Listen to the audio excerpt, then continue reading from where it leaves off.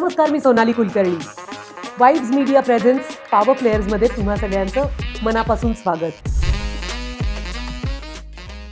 आज आपण भेटणार आहोत के.डी. भालेराव एज्युकेशन ट्रस्ट लखमापूरच्या प्रिन्सिपल तनया भालेराव यांना.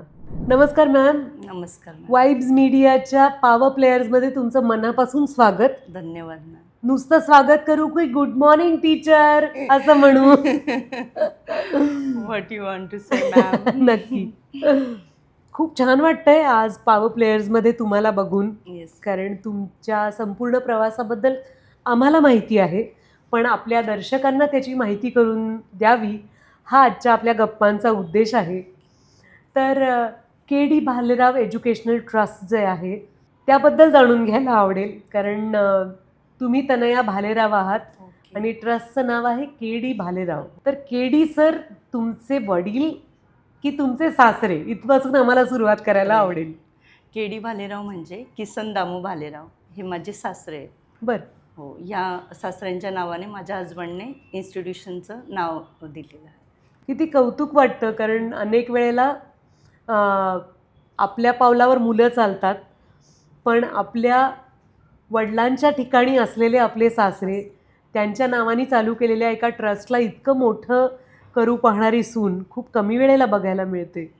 तर या स्वप्नाची सुरुवात कशी झाली तनया मॅम? 2004 ते 5 या साली के.डी. भालेराव संस्थेची स्थापना झाली. आणि या संस्थेची स्थापना शरद किसन भालेराव म्हणजे माझे पती यांनी केली. 2004 ते 2010 हा जो प्रवास होता मॅम, हा खूप संघर्षदायी होता. तेव्हा आमच्याकडे विद्यार्थी संख्या कमी प्रमाणात होती. ग्रामीण भागात शिक्षणाचा प्रवास सुरू करत असताना खूप साऱ्या अडचणी आल्या. पालकांचा ट्रस्ट, विद्यार्थ्यांची गुणवत्ता या सर्वांकडे लक्ष देताना आम्ही काम करत होतो, लक्ष देत होतो. आणि 2004 ते 10 या प्रिमायसेसमध्ये आम्ही भाडेतत्वावर 2 खोल्या घेतल्या. 2 खोल्यांपासून आम्ही या शैक्षणिक प्रवास सुरू केला. या शैक्षणिक प्रवासात आम्हाला खूप साऱ्या अडचणी आल्या. फॉर एक्झाम्पल फायनान्शियल, की आम्ही मिडल क्लास फॅमिलीतले असल्यामुळे आम्हाला फायनान्शियल गोष्टीला खूप अडचणी आल्या. पण त्या गोष्टींना न घाबरता शरद किसन भालेराव ह्या सरांकडे, म्हणजे जे माझे पती आहेत, त्यांच्याकडे जिद्द, चिकाटी ह्या सर्व गोष्टी होत्या. आणि त्यांनी त्या गोष्टीमधून सर्व गोष्टी घडून आणल्या. आणि ह्या प्रिमायसिसमध्ये 2004 ते 2010मध्ये आमच्याकडे इन्फ्रास्ट्रक्चर नव्हतं, की जे इंग्रजी माध्यमाच्या शाळांना खूप गरजेचं असतं. तर इन्फ्रास्ट्रक्चरची सुरुवात 2010मध्ये आम्ही केली. आणि आज तुम्हाला ग्रामीण भागात लखमापूर ठिकाणी 4 मजली 2 इमारती तुम्हाला बघावयास मिळतील. ह्या इमारतीमध्ये तुम्हाला इतकं सुंदर इन्फ्रास्ट्रक्चर बघायला मिळेल की त्यामध्ये music hall, computer lab, projector hall, amphitheatre, मोठे प्लेग्राऊंड, गायडन्स सेमिनार ह्या सर्व गोष्टी तुम्हाला बघायला मिळेल. म्हणजे जे मेट्रो सिटीमध्ये आपण ज्या स्कूल बघतो तशी स्कूल तुम्हाला के.डी. भालेराव या संस्थेत बघायला मिळेल. ह्या बिल्डिंगचे नाव आम्ही स्पेशली छान दिलेले आहे. फॉर एक्झाम्पल जी पहिली बिल्डिंग आहे, सिंहगड नाव दिलं आहे. अरे वा. हां. तर ते मला सांगायला खूप प्राऊड वाटेल. आणि दुसरी जी बिल्डिंग आहे की जी आम्ही त्याच्यावर अभ्यास करून दुसऱ्या बिल्डिंगचं लॉन्चिंग केलेलं आहे, त्याचं नाव रायगड दिलेलं आहे. आणि जे आमचा रेसिडेन्शियल एरिया आहे त्याला शिवनेरी नाव दिलेलं आहे. जसं आमचं हे सुरू आहे, तर आम्ही गडांचेच नावं देतो आहे. महाराजांनी जे गड आपल्याला स्वराज्यासाठी उभे केले त्या गडांची नावं आम्ही प्रत्येक बिल्डिंगला देतो आहे. तरी आत्ता सध्याची स्थिती बघाल तुम्ही के.डी. भालेरावची, तर 17 विद्यार्थ्यांपासून सुरू केलेली ही संस्था 1700 विद्यार्थ्यांपर्यंत पोहोचलेली आहे. नर्सरी ते 8वी CBSE बोर्ड आम्ही चालवतो. 9th to 12th आम्ही स्टेट बोर्ड चालवतो. म्हणजे इथे 4 सेक्शनमध्ये काम केले जाते. Kindergarten, primary section, secondary section आणि कॉलेज सेक्शन. इथे 4ही सेक्शनमध्ये 4 कोऑर्डिनेटर आहेत माझ्या अंडर. आणि मी प्रिन्सिपल म्हणून सर्व गोष्टींचा पदोपदार सांभाळते. वंडरफुल. मी तुम्ही सांगताय त्या प्रत्येक फेजशी रिलेट करू शकते मॅम. कारण माझी मुलगी आत्ता 8वीत आहे. ओके. तर त्यामुळे बालवाडी, प्राथमिक शाळा, माध्यमिक शाळा या सगळ्याची माझी ओळख आहे. तुम्ही 20 वर्ष प्रिन्सिपल म्हणून काम केलं. एक प्रिन्सिपल म्हणून तुम्हाला कुठल्या आव्हानांना सामोरं जावं लागतं? प्राचार्यपद हे नुसतं पद नसून एक मोठी जबाबदारी असते. तर माझ्यावर जबाबदारी 1700 विद्यार्थ्यांची जबाबदारी आहे, 100 शिक्षकांची जबाबदारी आहे, नॉनस्टॉप माझ्याकडे 100 आहेत आणि सर्व 1700 पॅरेंट्स आहेत. ह्या सर्वांचा एक ताळमेळ जोडून ठेवणं किंवा त्यांना एका दोरीत ठेवणं हे माझ्यासाठी चॅलेंज असतं. आणि प्राचार्यपद सांभाळत असताना बरेच सारे ऑब्स्टॅकल्स पण येतात. फॉर एक्झाम्पल, प्रत्येक गटात काम करताना प्रत्येक मुलाचा वयोगट वेगळा असतो, तर त्यांचे काय प्रॉब्लेम्स आहेत ते पॅरेंट्सला बोलून काउन्सिलिंग करणं आणि त्याचे सोल्युशन करणं हे माझ्यासाठी रोजचे चॅलेंज असतं. बरोबर. आणि फॉर एक्झाम्पल, आता टीनेजर्समध्ये जेव्हा आपण बघतो, म्हणजे 9वी ते 12वी ह्या गटाकडे, तर ह्या गटामध्ये फक्त काउन्सिलिंगवरच आपण काम करू शकतो, त्यांना प्रेशर देऊ शकत नाही. तर त्या गर्ल्सला, स्पेशली गर्ल्सला जर काही प्रॉब्लेम्स असेल की जे काही सांगता येत नाही, problem out of the cabin जाऊ देता येत नाही, तर ते प्रॉब्लेम्स इन कॅबिन सॉल्व करावे लागतात. जर ते प्रॉब्लेम इन कॅबिन सॉल्व नाही झाले तर पॅरेंट्सला बोलून ते प्रॉपर वेने, सॉफ्ट वेने ते सॉल्व करावे लागतात. म्हणजे एका अर्थानं मानसोपचारही आहे यस आणि संवाद कौशल्यही आहे. Yes ma'am. कारण तुम्ही अगदी बरोबर म्हणताय की टीनेजमधल्या या मुलींना आपण जास्त कडकपणे सांगूनही चालत नाही, कारण मन त्यांची हळवी असतात. Yes ma'am. अगदी बरोबर आहे. आणि त्यांच्या कुटुंबियांना पण तितक्याच जबाबदारीने समजावून सांगायला पाहिजे. Yes ma'am. लखमापूर कुठे आलं, म्हणजे नाशिकच्या जवळच आहे का? हे मालेगाव आणि सटाणा याचे मध्यवर्ती ठिकाण लखमापूर. आणि अशा ठिकाणी इंग्रजी माध्यमाची शाळा आहे आणि आज 1700च्या वर विद्यार्थी आहेत. कमाल आहे. तुमची शाळा खूप नावारूपाला आलेली आहे, खूप नाव झालेलं आहे. असे काय प्रकल्प आहेत जे तुम्ही विद्यार्थ्यांच्या सर्वांगीण विकासासाठी राबवता, ज्यामुळे तुमच्या शाळेची स्पेशालिटी म्हणून ओळखली जाते?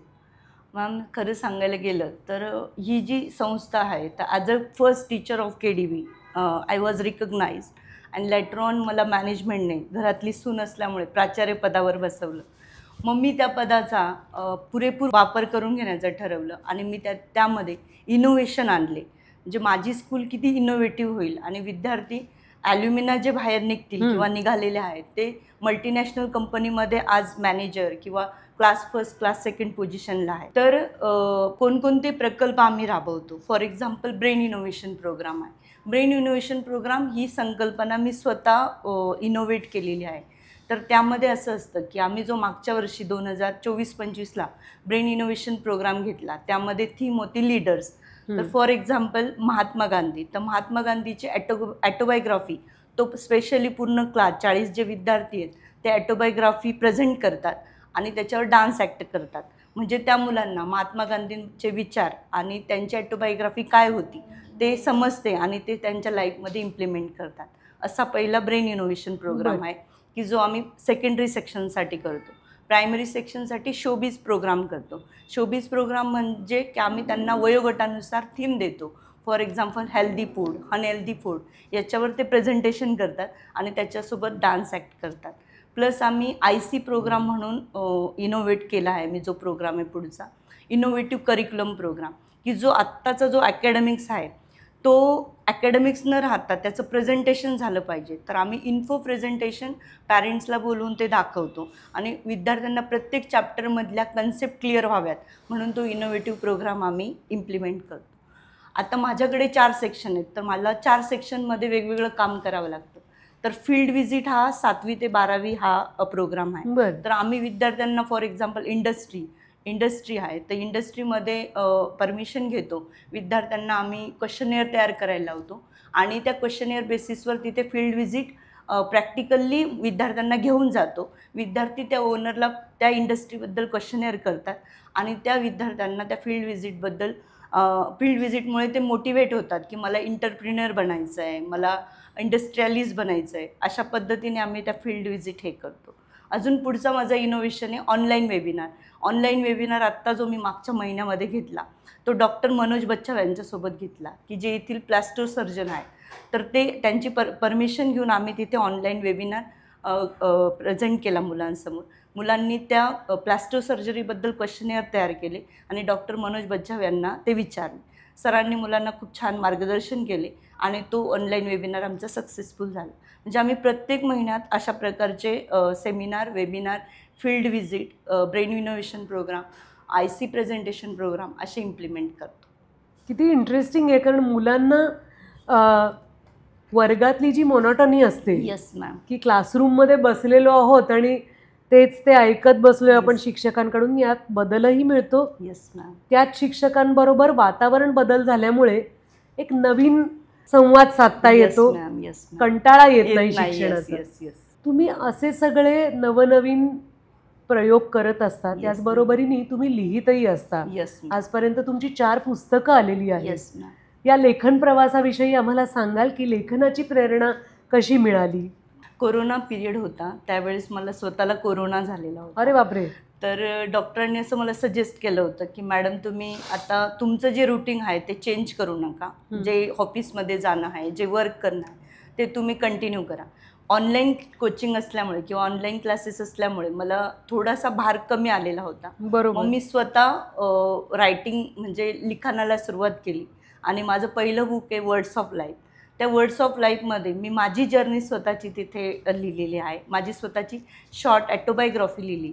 एका स्त्रीला आयुष्यात वर्किंग वुमेन असताना तिला फॅमिली बॅलन्स करून कसं पुढे जावं लागतं आणि तिला कसं स्वतःला आयुष्यात प्रेझेंट करावं लागतं, त्याबद्दल माझे स्वतःचे इन्सिडंट्स त्याच्यात टाकलेले आहेत.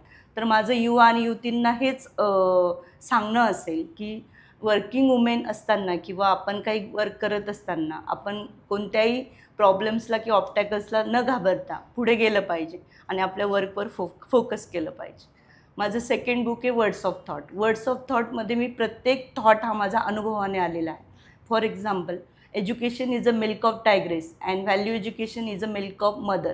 तर ह्या थॉटने आपल्याला बऱ्याच गोष्टी समजून येतात की फक्त शिक्षणच गरजेचं नसतं, तर मूल्य शिक्षण पण गरजेचं असतं. तर असे थॉट मी माझ्या अनुभवाने आलेले आणि ते 20-25 थॉटचं मी कलेक्शन करून त्या बुकमध्ये डिस्क्रिप्शन केलेलं. पुढचं माझं बुक आहे वर्ड्स ऑफ पॅरेंट्सहूड. त्या वर्ड्स ऑफ पॅरेंटहूड या बुकमध्ये dos and don'ts by parents असं मी दोन्ही लँग्वेजमध्ये टाकलेलं आहे की पालकांनी काय करू नये आणि काय करावे विद्यार्थ्यांसाठी. जे स्कूलमध्ये आलेले अनुभव आहेत ते मी तिथे टाकलेले आहेत आणि पालकांना सजेस्ट केले की आजकालच्या पॅरेंट्सने मॉडर्न न राहता विचारांनी मॉडर्न झाले पाहिजे आणि ते सेल्फ सेंटर्ड न होता चाइल्ड सेंटर्ड झाले पाहिजे. किती महत्त्वाच्या गोष्टी आहेत या. मला ताबडतोब ही पुस्तकं वाचली पाहिजेत असं वाटतंय आणि जितकं मी वाचीन तितकंच माझ्याबरोबर जे को पेरेंट्स आहेत त्यांनाही ते दिलं पाहिजे असं वाटतंय. कारण इतक्या होलिस्टिकली विचार करून लिहिलं जात नाही. आपल्याकडे बालवाङ्मय कमी आहे. आणि बालकांच्या पालकांसाठीही वाङ्मय कमी आहे अशी एक माझी सततची तक्रार असते. तर मॅम, खूप बदल चालू आहेत आपल्या भारतातल्या शिक्षण पद्धतीमध्ये. पोस्ट लॉकडाऊन तर अजूनच जास्त बदल झालेले आहेत. किंवा या आजच्या शिक्षण पद्धतीमध्ये काय बदल झाले पाहिजेत असं तुम्हाला वाटतं? ॲज अ प्रिन्सिपल किंवा as a educationalist of KDB माझा असा मॅसेज असेल पॅरेंट्सला की एज्युकेशन हे फक्त थेरॉटिकल नसावं, तर ते प्रॅक्टिकलसुद्धा असावं. म्हणजे थेरीला जेवढं आपण इम्पॉर्टन्स देतो तेवढं प्रॅक्टिकल एज्युकेशनलासुद्धा महत्त्व द्यावं. फॉर एक्झाम्पल, मी माझ्या आधीच्या उत्तरात सांगितलं की फील्ड व्हिजिट, ऑनलाईन वेबिनार ह्यासारख्या ज्या गोष्टी आपण जर इम्प्लिमेंट केल्या तर आपलं एज्युकेशनची जी लेवल आहे ती खूप स्ट्रॉंग होणार आहे. पुढचा पॉईंट माझा असा आहे की टीचर्सला ग्लोरिफाय गेलं पाहिजे, टीचर प्रोफेशनला ग्लोरिफाय केलं गेलं पाहिजे. फॉर एक्झाम्पल, IAS ऑफिसर आहेत, IPS ऑफिसर आहेत, त्यांना ज्या फॅसिलिटीज मिळतात, त्यांना जो रिस्पेक्ट मिळतो तेवढी त्यांची कामाची लेवल वाढते. तसंच टीचर प्रोफेशनला ग्लोरिफाय केलं गेलं पाहिजे. त्यांची जर वर्क लेवल वाढली तर विद्यार्थ्यांची ग्रोथ लेवल वाढेल. 11th आणि 12thला जे कॉलेजचं एन्व्हायरमेंट असतं ते एज्युकेशनल एन्व्हायरमेंट झालं पाहिजे. डिग्री आणि डिप्लोमाला जे एन्व्हायरमेंट आपण बघतो की मुलं लेक्चर न करता बाहेर बसलेले असतात, कॅन्टीनला बसलेले असतात, तर त्यांना एज्युकेशनल एन्व्हायरमेंट दिलं गेलं पाहिजे. त्यांची अटेंडन्स कंपल्सरी केली गेली पाहिजे आणि त्यांना लेक्चर पंच्युअलिटी ही गोष्ट शिकवली गेली पाहिजे. तर आजच्या एज्युकेशनल सिस्टीममध्ये हा एक बदल झाला पाहिजे. आणि NEP-नुसार, नॅशनल एज्युकेशन पॉलिसीनुसार अजून एक जो बजेट ॲलोकन्स आलेला आहे, तर बजेट ॲलोकन्समध्ये 6% तरतूद करण्यात आलेली आहे. तर ती गव्हर्नमेंटने त्याच्यावर विशेष लक्ष दिलं गेलं पाहिजे. हे अनुभवातनं आलेले बोल आहेत. येस. खूप छान वाटलं तुमच्याशी बोलून आणि तुमचे विचार ऐकून. तनया मॅम, आम्ही हीच इच्छा करू की तुमच्या देखरेखीखाली असलेले सगळे विद्यार्थी, सगळे पालक सुजाण होवोत आणि तुमच्या स्वप्नात असलेलं खेडोपाडी शहर आणि गाव असा फरक न राहता सगळ्यांनी सुशिक्षित आणि सुसंस्कृत व्हावं हे तुमचं स्वप्न 2 बिल्डिंग पुरतं मर्यादित न राहता हे विश्वाची माझे घरं या संकल्पनेतनं सिद्ध होऊ दे, याच आमच्या शुभेच्छा. थँक्यू. Thank you so much.